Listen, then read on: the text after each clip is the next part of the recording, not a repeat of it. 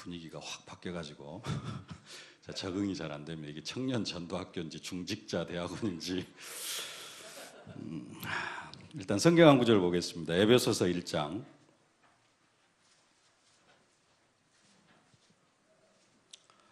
에베소서 1장 19절.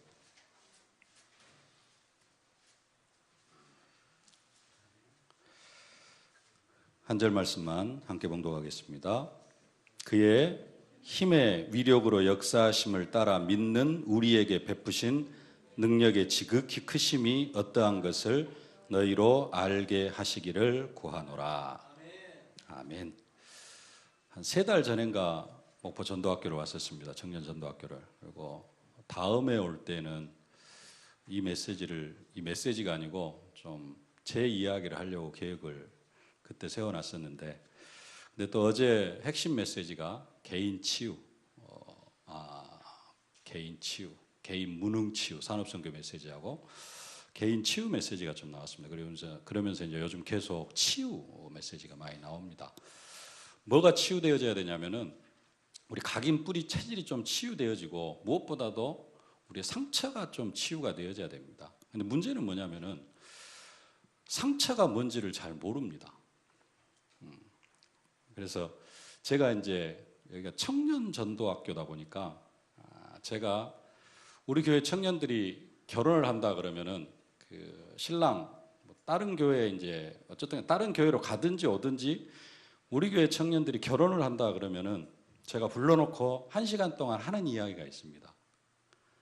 내가 왜 부부싸움을 했는지 결혼해가지고 내가 왜 부부싸움을 했는지에 대해서 쭉 이야기를 해줍니다. 그래서 청년 전도학교이기 때문에 그 이야기를 좀 하려고 했는데 뭐 이미 저보다 더 오래 사신 분들도 계시긴 한데, 그래서 청년들이 있으니까 좀 오늘 그 이야기를 하고 마무리를 하려고 합니다.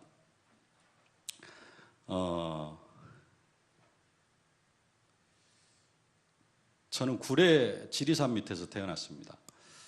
아실랑은 모르겠습니다만 제 첫째 형님이 이병무 목사님이고 제가 9째 막내입니다.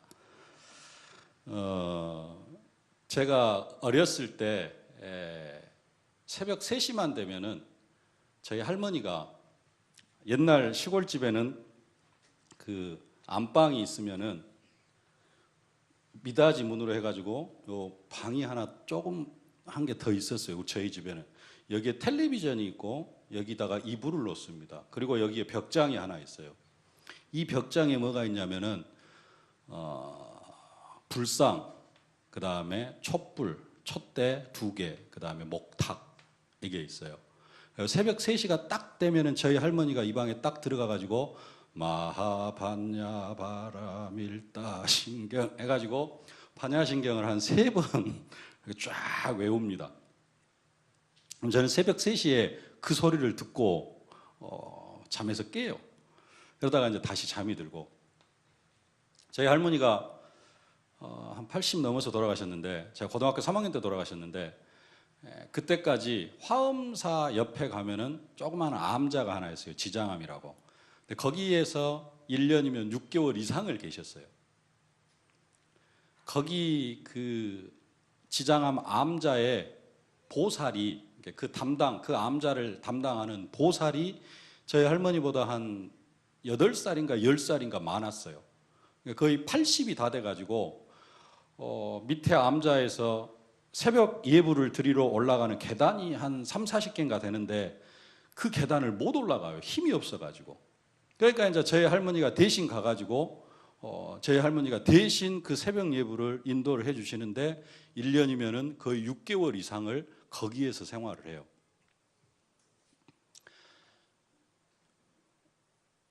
귀신 충만한 상태죠. 근데 이제 그 할머니 때문에 제 어떤 그 모든 상처가 어디에서 시작이 되냐면은 이 할머니에게서 시작이 되어져요. 왜 그러느냐? 이 할머니가 내 엄마를 하루도 가만히 놔둔 날이 없었어요.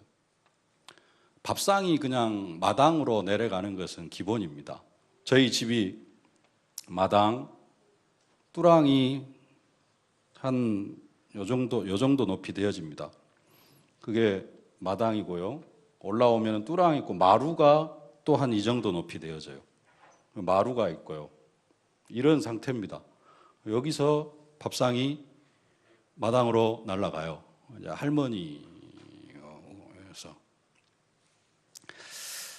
이제 저는 그것을 어렸을 때 계속 보고 살아왔어요. 근데 이제 귀신 충만했을 것이다라고 그렇게 생각을 하고요. 저희 어머니 이야기를 좀 드리면은, 저희 아버지가 20살에 결혼을 했습니다.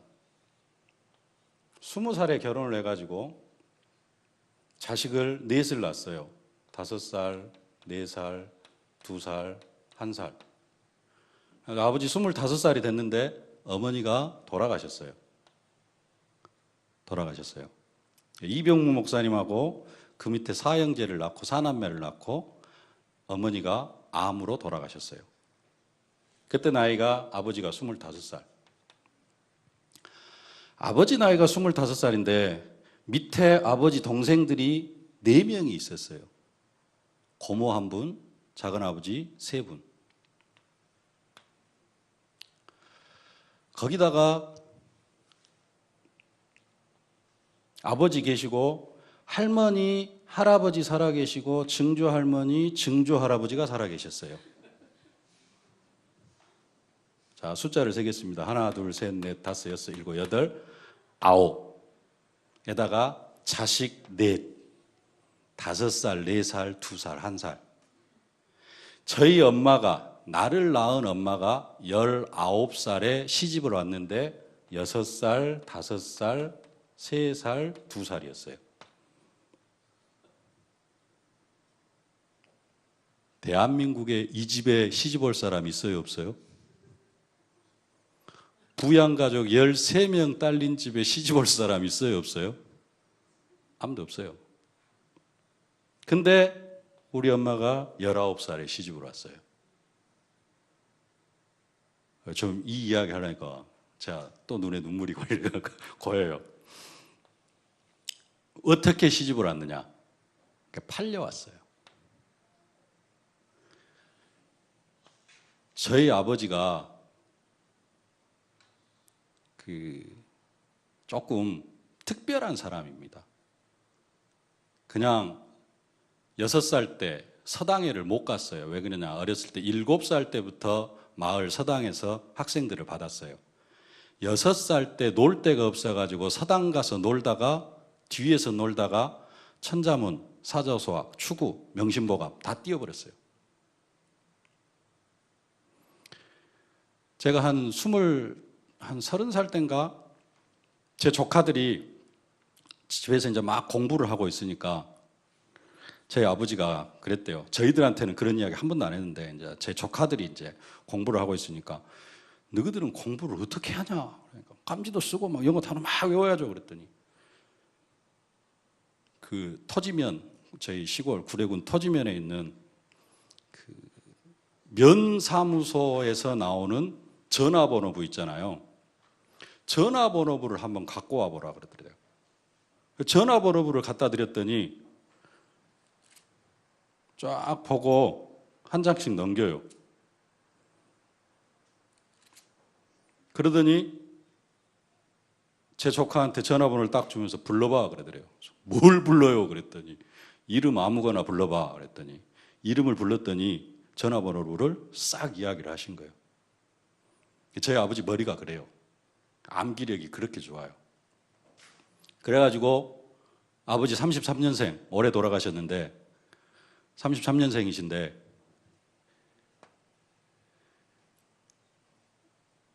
그 당시에 대학을 나오셨어요. 대학을 나오시고 구례에서 국회의원도 하셨어요. 박정희 대통령 때 그쪽으로 해가지고 국회의원도 하셨어요.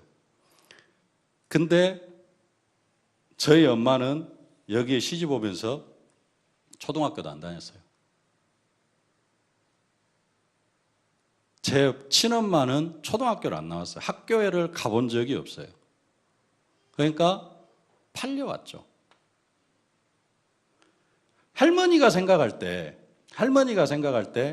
돌아가신 첫째 며느리, 엄마는 똑똑하고 거기에 맞게, 아버지한테 맞게 결혼을 한 거예요. 근데 일찍 돌아가신 거예요. 제 엄마가 시집을 왔는데 뭐가 마음에 들겠어요? 거기다가 지금으로 생각하면은 우상 충만했잖아요. 귀신 충만했잖아요. 하루도 가만히 안 놔뒀어요. 제가 어렸을 때 그것을 날마다 보고 살았거든요. 제가 뭘 못하냐면요. 이제 살면서 제가 못하는 게 하나 있어요. 뭐 여러 가지 있습니다만은 싫어하는 거. 뭘 싫어하느냐. 텔레비전을 보는데 저는 드라마를 절대 안 봅니다. 여러분 드라마 보면 재밌습니까? 저는 드라마를 보면은 재밌는 게 아니라 그 드라마의 대부분의 내용이 무슨 내용이냐면은 재밌다 하는 드라마의 내용은 인간관계 갈등, 고부간의 갈등 이게 나와요. 그러면은 저는 그 드라마를 보면 어떻게 되냐면요. 엄마가 할머니한테 당한 것이 당할 때 제가 느꼈던 감정이 그대로 올라와요. 처음에는 내가 그걸 몰랐어요. 언제 깨달았냐면은 이 복음 받고 다락방 복음 받고 현장에서 다락방 막 하다가 다락방 한 10년 정도 하다가 깨달았어요. 왜 나는 드라마를 그렇게 싫어할까? 그때 깨달은 게 그거예요. 그래가지고 저는 드라마를 못 봐요. 드라마를 딱 보잖아요. 그러면 진짜로 엄마가 할머니한테 당할 때 그때 느낌이 그대로 올라온다니까요. 그래서 불안해요. 불안. 그 다음에 분노도 살짝 올라오고. 어렸을 때 저 같은 경우에는 제가 조영찬 목사한테 밥 사주라 그러면 조영찬 목사 밥 사준다 그러면은 내가 뭐 사주라 그러지? 갈치 사주라 그럽니다. 갈치찜 말고 갈치구이. 왜 그러냐면요. 제가 어렸을 때 밥상이 방에 2개가 들어와요. 그러면은 할머니, 아버지, 나, 그 다음에 엄마하고 누나들하고 형하고 같이 밥을 먹어요. 할머니가 밥숟가락을 딱 들면 아버지가 밥숟가락을 딱 들고 제가 밥숟가락을 들어요. 근데 갈치가 나올 때쯤 되면은 꼭 이 밥상에가 갈치가 2동가리가 딱 올라와요. 저는 이걸 먹어야 되거든요. 근데 거의 모든 식사에서 이 갈치를 저는 손을 못 대요. 왜 그러느냐? 이 갈치에 할머니가 손이 가야지 그 다음에 아버지가 손이 가고 그 다음에 제가 손이 가요. 아버지가 갈치에 손이 안 가는데 내가 갈치에 손이 간다. 그럼 그날은 죽는 날이거든요. 근데 할머니 식사 습관, 일단 국에다가 밥을 3분의 2를 딱 말아요. 갈치는 관심 없어요. 국에다가 밥을 3분의 2를 말아가지고 그걸 다 드십니다. 그 다음에 바로 갈치에 손이 가면 괜찮은데 할머니는 갈치에 관심이 없다니까요. 김치 하나 드시고 그 다음에 갈치 손이 가요. 그 다음에 아버지가 바로 드시면 괜찮은데 또 아버지도 별로 관심이 없어요. 그러고 나면 저는 밥 다 먹어버렸거든요. 저는 어렸을 때 이 갈치 냄새가 그렇게 맛있게 났는데 거의 한 번을 못 먹었어요. 제가 한 10년도 아니고 한 4, 5년 전에 제 위에 렘넌트 교회, 서울 렘넌트 교회 전도사로 있는 제 위에 누나한테 그 이야기를 했더니 하하얗고 웃는 거예요. 니는 그 맛있는 걸 한 번도 못 먹었냐? 우리는 이 상에서 맨날 맛있게 먹었다라는 거예요. 똑같이 살아도 상이 다르다 보니까 그렇게 살아요. 그래가지고 저는 지금도 결혼해가지고 가장 행복한 게 뭐였냐면은 집사람이 고기 구워주면 그 한 마리를 통째로 내가 다 먹을 수 있었다는 거. 저희 교회 영광 굴비 하는 집사님, 그 장로님 한 분 계셔요. 그러면 이제 설날로 굴비 한 두름을 딱 갖다 줍니다. 왜냐하면 자기 가게에 사는 거니까. 그러면 저는 결혼해가지고 그 굴비 하나를 꿔가지고 통째로 먹을 수 있다는, 내가 머리 끝에서부터 발끝까지 내가 다 먹을 수 있다는, 그게 진짜 행복했어요. 왜 그러느냐? 이거 하도 못 먹어놓으니까. 이런 상처. 진짜 문제는 뭐냐면은 엄마가 그렇게 당했거든요. 거기다가 또 뭐가 있었냐면은 저희 아버지가 국회의원을 언제 했냐면은 거의 제 태어나기 전에 68년부터 한 71년까지인가? 이때 국회의원 하셨어요. 머리만 똑똑했지 요령이 없어요, 저희 아버지가. 그래가지고 국회의원 하면서 뭘 했냐면은 빚을 2천만 원을 졌어요. 이걸 제가 언제 알았느냐? 6살 때 알았어요. 50년 전에 2천만 원입니다. 지금으로 하면 얼마가 될까요? 20억이 넘어요. 자, 여러분들이 생각하는 20억하고 6살짜리가 생각하는 20억하고는 또 차원이 틀립니다. 6살짜리가 계산을 했어요. 2천만 원이 얼마나 된가? 계산을 했더니 평생 엄마 아빠가 일을 해도 못 갚을 돈이에요.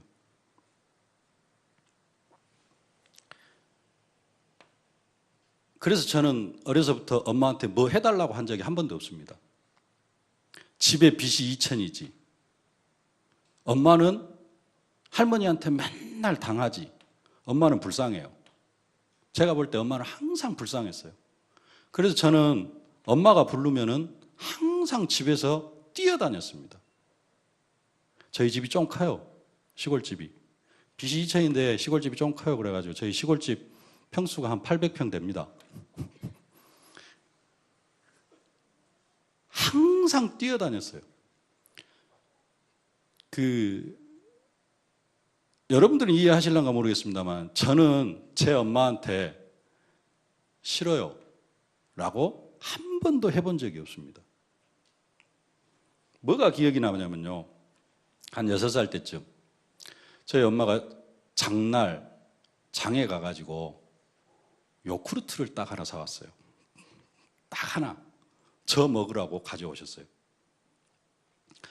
그 다음 장날 새벽 5시에 잠이 딱 깼어요. 엄마한테 요구르트 하나 이번에 오늘 장에 가면 사다 달라고 해야 되는데, 근데 빚이 2천이에요. 빚이 2천이라니까요.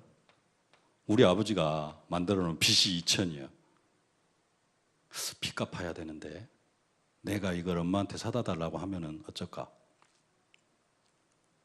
그 뒤로 야쿠르트 사달라고 장에 갈 때마다 엄마 뒷모습을 보면서 사다 달라고 해야 되는데 한 번도 못 했어요.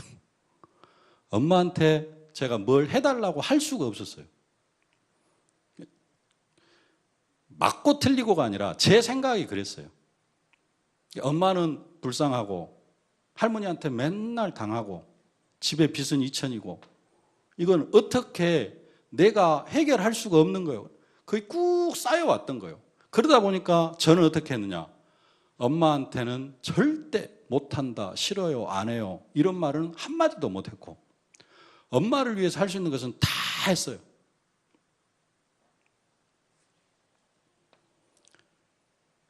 그러다 보니까 할머니라는 사람은 좀 그러잖아요.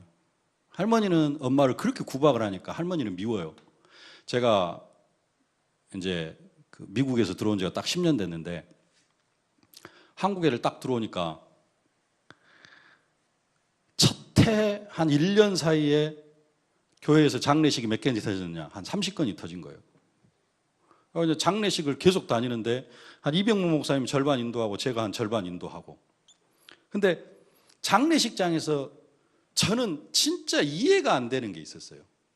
절대 이해가 안 돼. 그게 뭐냐, 할머니 돌아가셨는데, 할아버지 돌아가셨는데 손자들이 퍽퍽 울고 있어요. 저는 그걸 이해를 못했어요. 할머니가 얼마나 좋아서 저리 울까. 저는 어렸을 때 할머니 좀 빨리 좀 죽었으면 좋겠다. 저는 맨날 그렇게 살았거든요. 할머니 좀 빨리 좀 죽지. 빨리 좀 죽었으면 좋겠다. 왜? 엄마를 그렇게 괴롭히니까. 그래서 손자들이 할머니 돌아가셨다고 우는 것을 제가 이해를 못했어요. 또 한 가지 이해 못한 건 뭐였냐면은 할머니 돌아가시니까 엄마가 나와가지고 마당에서 그렇게 고구를 하시더라고요. 고등학교 3학년 때. 그것도 이해를 못했고 왜 엄마는 저렇게 고구를, 이게 이제 고기였는지 그냥 그 울음이었는지는 모르겠는데 하여간 고구를 했어요. 그래서 엄마도 이해가 안 됐고 그 뒤로 제가 이제 목사가 돼가지고 손자들이 그렇게 우는 것을 이해를 못했어요. 왜냐? 저는 할머니에 대한 정이 하나도 없거든요. 거의 왼수였거든요. 엄마만 괴롭히는 왼수. 그러니까 속에서 빨리 죽었으면 좋겠다. 이 생각밖에 없었어요. 할머니 돌아가셨다고 전화가 왔어요. 그러고 왔는데 눈물 한 방울도 안 나와.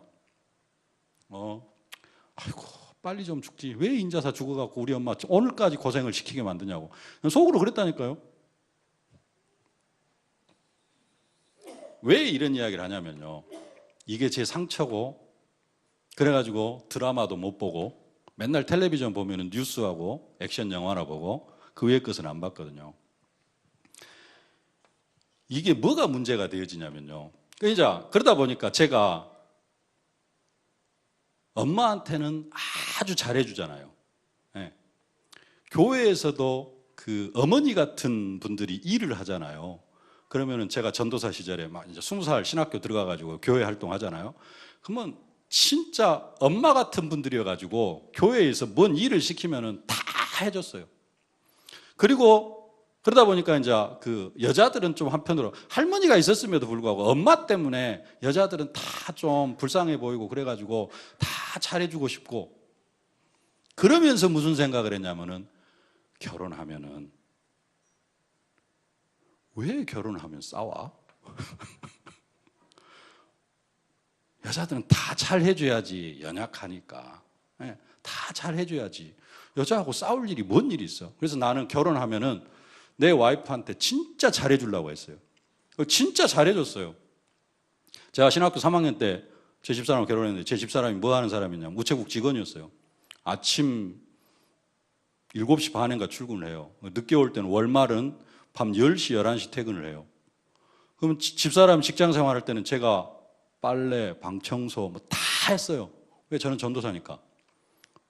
학교는 수, 목, 금 3일 있고 나머지 뭐 이제 주일 이지만은 전도사는 시간이 많잖아요. 다 해줬어요. 왜? 여자한테는 그렇게 해줘야 되니까. 그리고 제 기본 사상이 여자한테는 그렇게 해줘야 돼. 왜? 내 엄마가 너무 고생을 해놓으니까.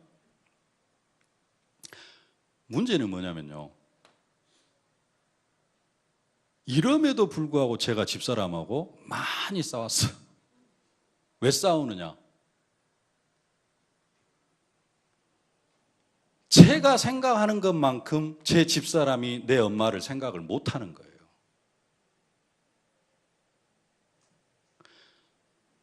저는 시골에를 가잖아요. 엄마를 생각을 하면서 시골에를 가면은 예를 들어서 뭐 추석 전날 이렇게 시골을 가잖아요. 그러면은 새벽 예배 끝나고 바로 갑니다. 근데 결혼을 딱 하고 나니까 그게 안 되는 거예요.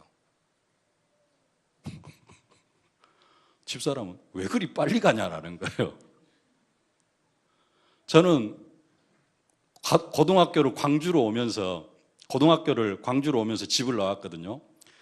그때부터 고등학교 1학년 때부터 혹시 집에 갈 일이 생긴다 그러면은 새벽밥 먹고 차차 타고 나갔거든요.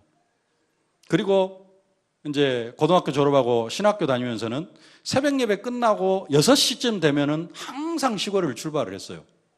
그래가지고 10년을 그렇게 살았습니다. 30살까지. 결혼을 딱 했는데 이게 안 되는 거예요. 집사람은 아니 꼭두 새벽부터 가갖고 뭐 하냐 이거예요.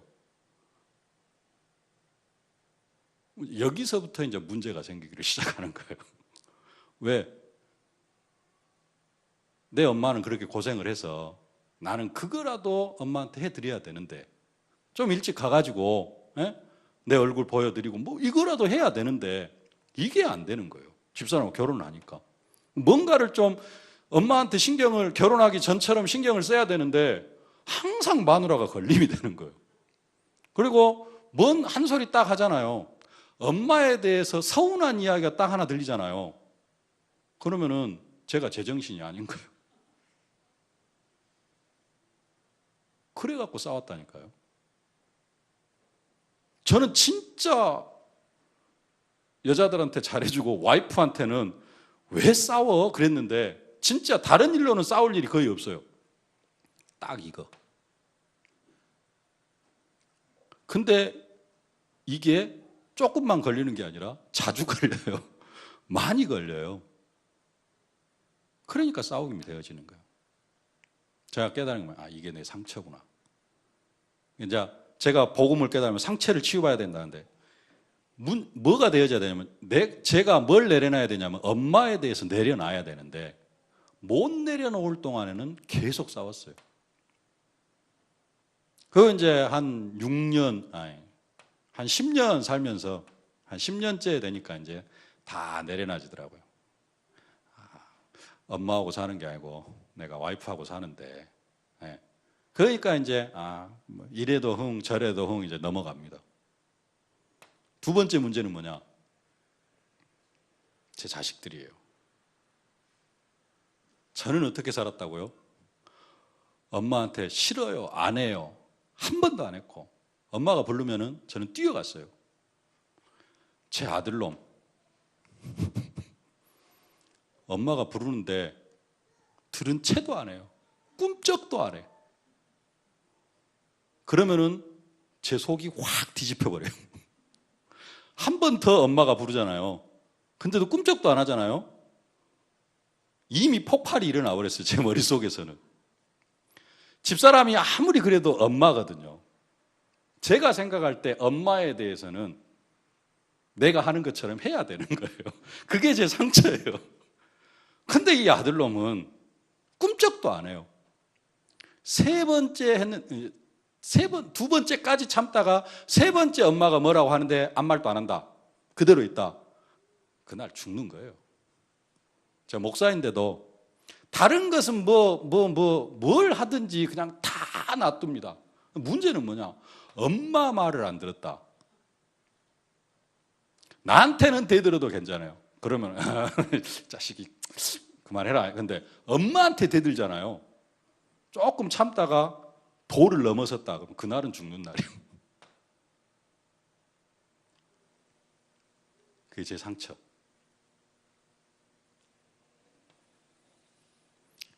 그러니까 살아오면서 그런 부분들이 여러분 안에 있을 수도 있고 여러분 배우자한테 모르게 다 있어요. 한 15년 전일 겁니다. 15년 전.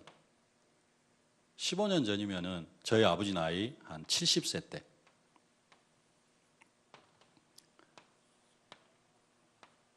저희 집 마루가 4칸으로 나눠집니다.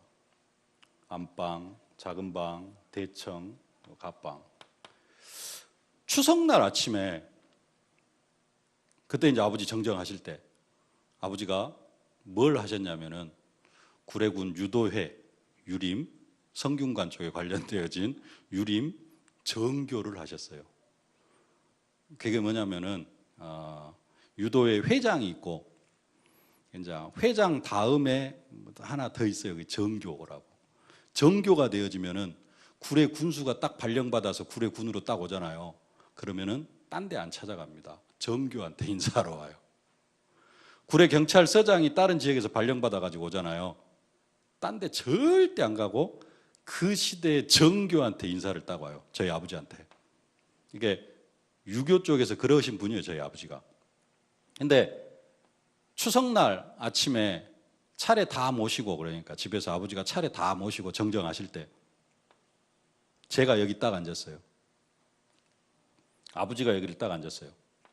그리고 그냥 어쩌다가 그냥 앉아 있어가지고 그냥 좀 앉아 있었습니다. 근데 아버지가 한마디 하셨어요. 혼잣말로. 뭐라고 하셨느냐? 지금도 가끔 죽은 너그 엄마가 생각이 난다 그러더라고요. 나이 70에.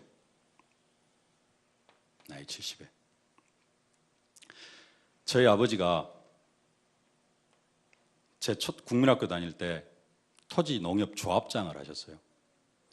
그리고 저희 아버지 친구, 우리 마을에 사는데 저희 아버지 친구가 토지 면장을 했어요. 시골에 면사무소하고 농협은 붙어 있습니다. 이 두 분이서 퇴근을 딱 하잖아요. 그러면은 그 앞에 대포집에를 딱 들어갑니다.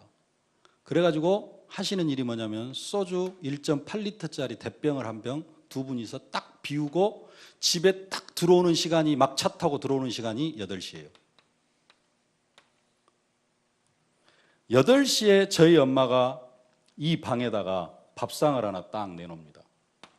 그러면은 할머니는 이쪽으로 누워서 주무시고 제가 이쪽으로 누워서 자고 이쪽 뒷방에 이제 텔레비전이 있고 불상이 있는데, 밥상이 여기 딱 들어오면은 누워 있을 수가 없잖아요. 아들이, 아버지가 식사를 하시는데 뭔 아들놈이 누워 있어요? 이건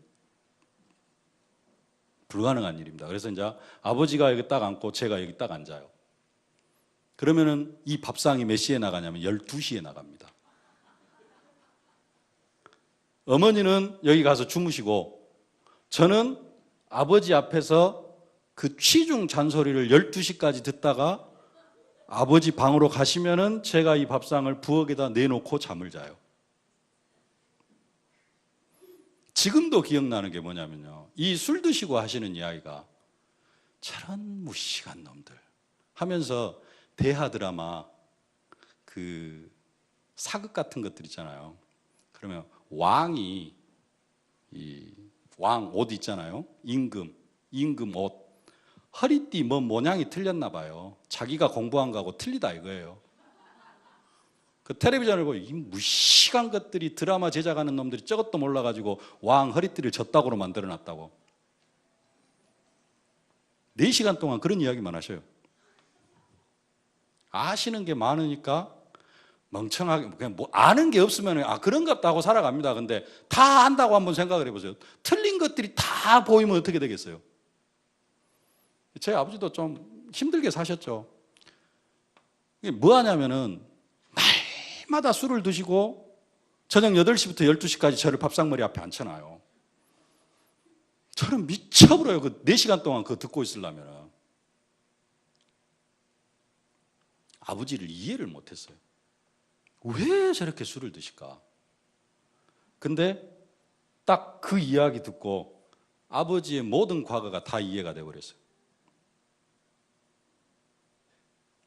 지금도 가끔 죽은 너그 엄마, 70에도 그 이야기를 하셨는데, 처음 결혼했을 때는 그래도 뭔가가 있었는데 우리 엄마 난 놓고 기억자도 모르지, 초등학교 근처에도 안 가셨지. 아버지 입장에서 엄마를 한번, 우리 그 엄마와의 관계를 한번 생각을 해보니까 그럴 만도 하겠다라는 생각이 들더라고요. 저는 이제 아들에서 입장에서는 그 부분을, 엄마는 엄마인데 아버지 입장에서는 그런 생각이 들더라고요. 그래서 뭔 이야기냐면요, 저희 아버지도 그런 상처가 있어. 저도 그런 상처 속에서 살아왔어요. 여러분들이 그냥 희희낙낙하면서 엄마 아빠가 막 해준 거 다 해주고, 다 내가 해달라는 거 다 해주고 그렇게 살아왔으면 또 모를까. 그렇지 않으면은 뭐가 있어요? 다 나름대로의 상처가 있어요. 상처. 제 아들놈은 잘해주려고 그랬어요. 근데 영 성격이 안 좋아. 제 딸내미는 모든 것이 그냥 하하하 웃고 끝내버려요. 제 아들놈은 다 꼬치꼬치 그 짜증, 이런 스타일이에요. 조금 한번 생각을 해봤어요. 왜 그런가? 제가 13년 전에 미국에를 들어갔습니다. 그래가지고 3년 미국에서 살다 왔어요. 결혼은 16년 전에 했어요. 3년 동안 애가 없었어요. 그리고는 미국에를 들어가게 되고 미국에를 들어갔는데 계산을 해보니까 미국 들어가기 일주일 전에 임신이 된 거예요. 미국에를 딱 들어갔는데 아무것도 없어요. 그냥 보따리 2개 들고 들어갔어요. 집도 없이. 그래가지고 김대훈 목사님 그 옆방에서 한 3달인가를 살았어요. 2달인가 3달인가를 살고 뭐 이제 아무것도 없는, 아무것도 모르는, 일면식 한 사람 없는 그 동네에서 살았는데, 저는 김대훈 목사님 딱 들어가니까 한 달 있다가 한국 들어간다고, 한 달 반인가를 한국 들어간다고 나가시면서 김대훈 목사님이 뛰던 다락방 20개를 나한테 넘기는 거예요. 들어간 지 한 달 만에 일주일에 다락방 20개를 뛰는데, 목포시에서 뛰는 게 아니라 다락방 하나는 저기 진도, 하나는 저기 광주, 하나는 전주 이래요. 보통 하나 가려고 하면 100km 가야 돼요. 다락방 하나 뛰러 가는데 그것을 일주일에 20개를 뛴다고 한번 생각을 해보세요. 아침에 나가면은 어쨌든 밤 12시에 들어와요. 근데 저는 그거 뛰니라고 정신이 없었어요.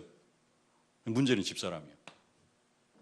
혼자서 집에 혼자 남아있는 거예요. 애 임신까지 했는데. 나는 몰랐죠. 혼자 집에 들어가면 12시. 나름대로 마누라가 많이 그 미국 들어가자마자 고생을 많이 했어요. 마음고생을. 임신해놓고. 아들놈이 이래서 그런가 성격이. 둘째는 임신해놓고 귀국 계획을 세웠어요.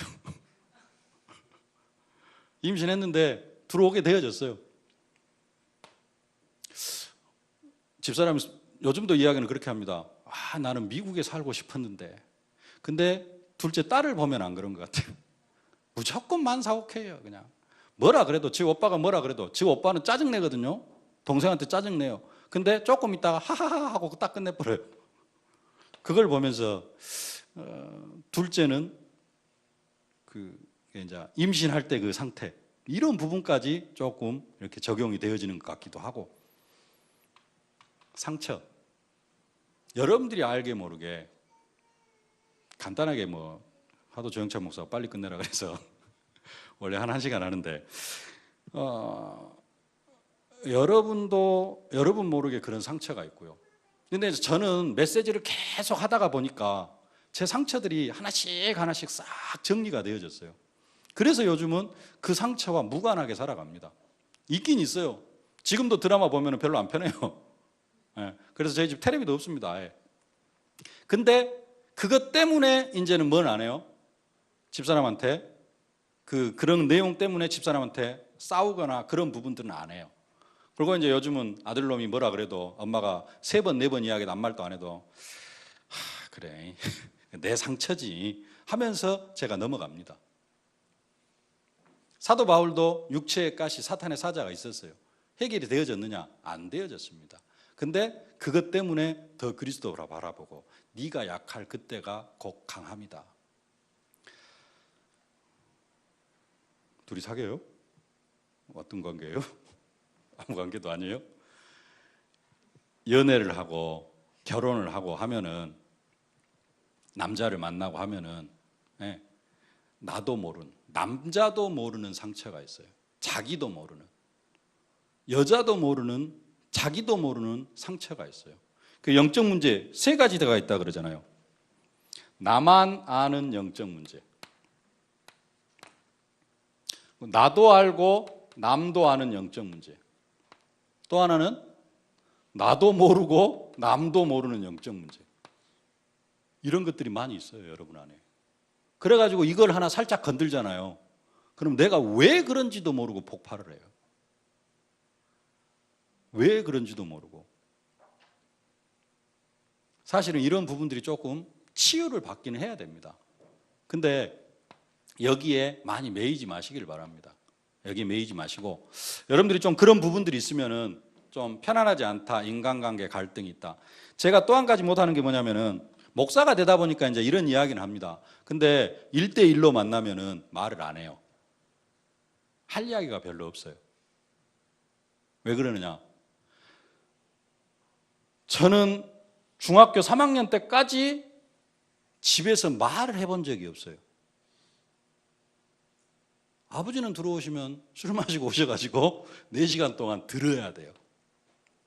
엄마는 빚이 2천이긴 했습니다마는 논이 한 30마지기 있고 소가 한 10마리 있고 돼지가 한 100마리 있고 닭은 해년마다 한 50마리씩 키웠어요. 저희 집 마당이 교회만 합니다. 번당만 해요. 눈이 오면 이걸 다 쓸어야 돼요. 그리고 가을에 은행나무가 새 나무가 있었어요. 마당 한가운데가 화단에가. 가을에 그것도 다 쓸어야 돼요. 그냥 청소하는 게 아주 말도 못합니다. 그러면은 어렸을 때부터 이거 하니라고 정신이 없어요. 엄마가 다 하는데 이 일을 제가 다 해줘야 되거든요. 도와드려야 되거든요. 엄마는 나에 대해서 뭔가를 물어볼 수 있는 상황도 안 되고, 네, 궁금한 것도 없으셨고, 그럴 상황도 안 되셨고, 그래서 저는 중학교 3학년 때까지 시골에 살면서 엄마하고 같이 살면서 아버지하고 같이 살면서 이번 주 시험 기간입니다라고 이야기해 본 적이 한 번도 없어요. 시험 본다 물어보지도 않고 누가 물어보지도 않았어요. 저는 그렇게 살았어요. 왜? 아버지는 술 드시니까 바쁘시고 엄마는 일하시느라고 바쁘시고 집에 오면은 제가 학교 이야기를 해본 적이 한 번도 없어요. 밖에서 그냥 아이들하고 친구들하고 이렇게 사귀긴 했지. 그러니까 뭐가 안 되냐면은 정리가 하나도 안 되는 거예요. 그리고 뭔 말을 해야 될지를 모르는 거예요. 고등학교를 광주로 딱 왔습니다. 일주일을 살다가 딱 집에를 내려갔어요. 엄마가 궁금한 거예요. 이제 궁금한 거예요. 어떻게 살았는지. 아이, 말 좀 해라. 뭔 말을 해요? 지금까지 엄마가 물어본 적이 없거든. 네, 엄마가 뭐가 궁금한지를 나는 모르는 거예요. 지금까지 이야기를 좀 해봤으면은 엄마가 뭐가 궁금한지를 알겠잖아요. 저는 아니 지금까지는 아무것도 안 물어보신 분이 광주 갔다 왔다고, 광주에서 일주일 살다 왔다고 뭔가를 이야기를 하라 그러는데 뭐가 궁금한지를 모르는 거예요. 말을 안 해요. 할 말이 없는 거예요. 3년 동안 그러시더라고요. 아이, 니는 어찌 그리 말이 없냐. 할 말이 없었어요. 지금은 할 이야기를 합니다. 엄마가 나를 중학교 3학년 때까지 한 번도 안 물어봐서 뭘 이야기해야 될지를 몰랐다고. 어떻게 자라오느냐. 이런 부분들. 그래서 집사람하고도 별로 이야기를 잘 안 합니다. 과거의 삶. 이런 부분들이 지금과 연결이 되어져요. 그리고 모두 뭐가 있어요? 상처가 있어요. 제 이야기는 이제 싹 잊어버리시고요. 여러분의 상처를 찾아가야 됩니다. 그리고 무엇 때문에 인간관계 트러블이 있는지, 내가 무엇에 조금 사단에게 속는지, 어떤 부분에 있어서 반응을 보이는지, 그게 영적 문제거든요. 이런 것들 때문에 사실은 사단이 이런 부분을 틈타고 들어와요. 그래가지고 가정이 화목하지 못하게 만들고, 나는 절대 부부싸움 안 할 줄 알았다니까요. 나는 제 와이프한테 모든 거 다 해주려고 그랬어요. 결혼하면은 어디 여자를 뭐라고 할 뭔 힘이 있다고. 근데 아니더라니까요. 상처를 건드려 버리니까. 그러면서 한 가지, 이제 이런 부분들을 좀 치유받아 가셔야 되고, 그러면서 여러분들이 좀 복음적인 것을 하나 생각을 해야 됩니다. 오늘 성경 구절 읽었으니까요. 좀 보십시다. 19절 말씀. 그의 힘의 위력으로 역사하심을 따라 믿는 우리에게 베푸신 능력의 지극히 크심이 어떠한 것을 너희로 알게 하시기를 구하노라. 문장이, 저는 이 문장이 너무 길어요. 복잡해. 쉽게 이야기하면은 우리에게 베푸신 능력이 뭔지를 좀 알라라는 겁니다. 에베소 교회에 편지하기를 너희들이 받은 능력이 얼마나 큰지를 좀 알아라 그런 겁니다. 여러분이 받은 능력이 얼마나 될까요? 오직 성령이 너희에게 임하시면 너희가 권능을 받고 그럽니다. 그 권능이라는 단어가 히라보로 두나미스입니다. 두나미스. 그 두나미스에서 파생된 영어가 다이너마이트입니다. 뭔가가 있어요. 성경 한번 봅시다. 그 능력의 지극히 크심이 어떠한 것을 알기를 원한다고 하면서 우리에게 베풀어 주신 능력은 이야기를 안 해요. 그리고 누구에게 베풀어 주신 능력을 이야기하느냐? 그리스도께 베풀어 주신 능력을 20절에 이야기합니다. 그의 능력이, 하나님의 능력이 그리스도 안에서 역사하사 죽은 자들 가운데서 다시 살리시고, 하나님의 능력이 그리스도를 죽은 자들 가운데서 다시 살리셨죠. 그게 첫 번째 능력이고, 두 번째 그리스도 안에서 역사하신 능력이 뭐냐면은 그를 하늘에서 자기의 오른편에 앉히셨다라고 이야기를 합니다. 이게 요즘 유 목사님 말씀하시는 보좌의 축복입니다. 그러면은 그리스도를 하늘에서 하나님 보좌 우편에 앉히셨다는 말이 무슨 말일까요? 천국에 가면은 하나님 의자가 딱 하나 있고 그 옆에 예수님이 앉아 계십니까? 장소적인 개념입니까? 장소적인 개념이 아닙니다. 그러면은 그 말이 무슨 말일까요? 21절에서 설명합니다.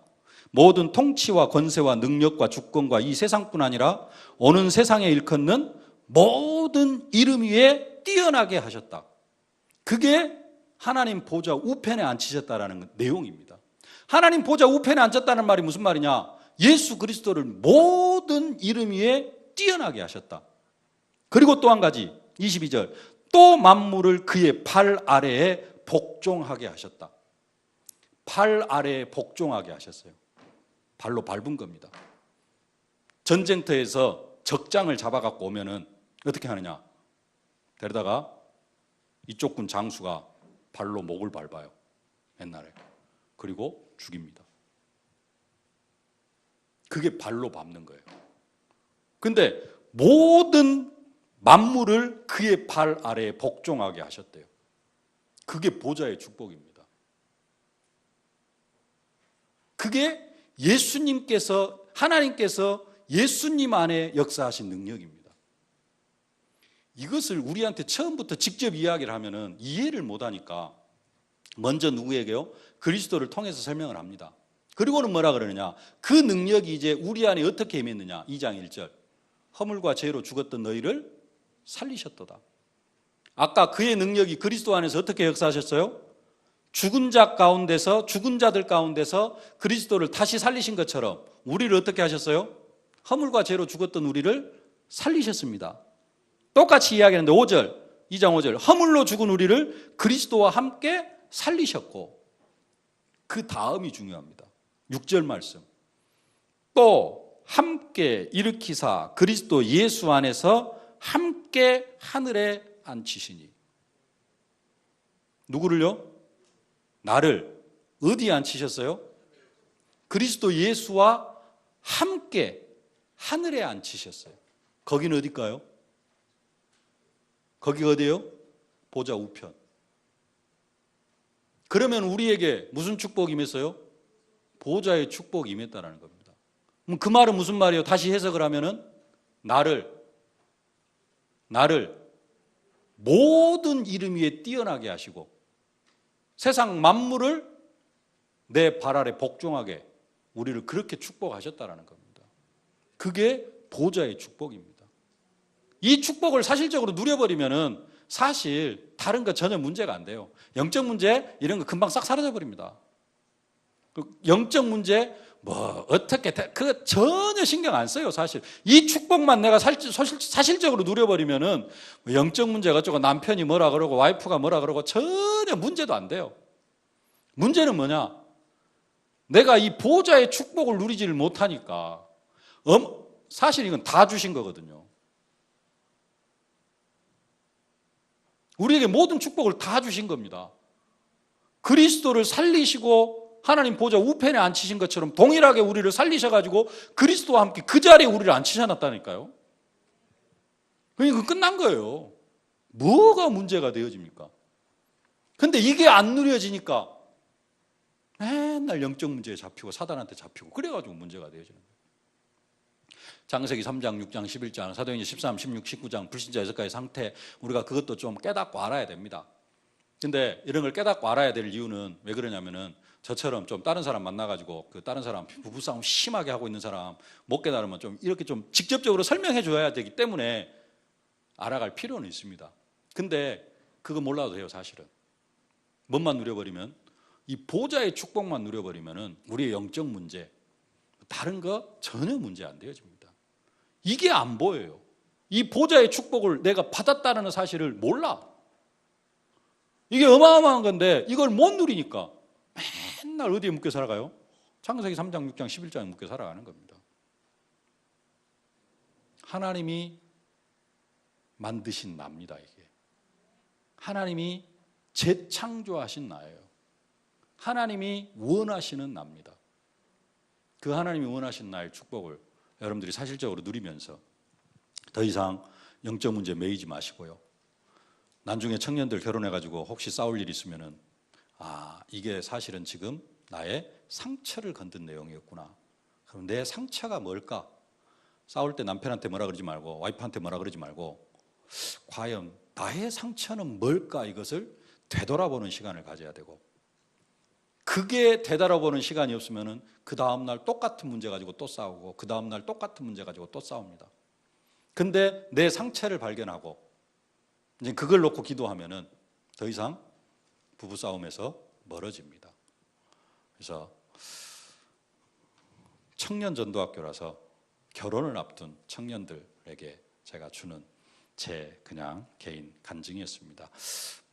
결혼해서 사시는 분들도 조금이나마 도움이 됐으면 좋겠습니다. 잠깐 기도하겠습니다. 살아계신 아버지 하나님, 은혜와 사랑을 진심으로 감사를 드립니다. 우리의 각인 뿌리 체질이 이미 보좌의 축복을 받아 누렸음에도 불구하고 아직도 창세기 3장, 6장, 11장에 매여서 아직도 우리의 영적 문제 속에 매일 때가 많음을 고백합니다. 아버지 하나님, 여기에서 치유받고 여기에서 자유함을 받는 저들이 되게 하여 주옵소서.